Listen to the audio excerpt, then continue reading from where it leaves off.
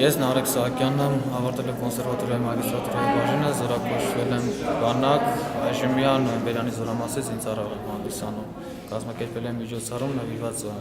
նոյեմբերյանի զորամասում պաշտպանության շրջանում զոհված զինծառայողների հիշատակին։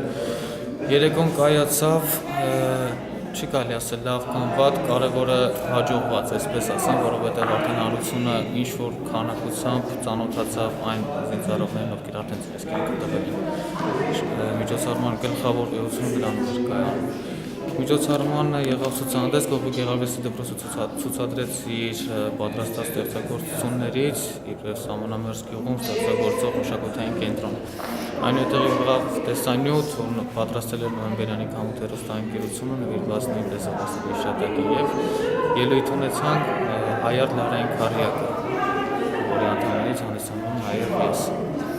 Ծրագրում հնչեց վախի ստեղծագործությունից, կոմիտասի ստեղծագործություններից։ Եվ վերջում եղավ նվիրատվություն ընտանիքներին, Մայրմանե բարեգործական կազմակերպությունը որոշակի ֆինանսական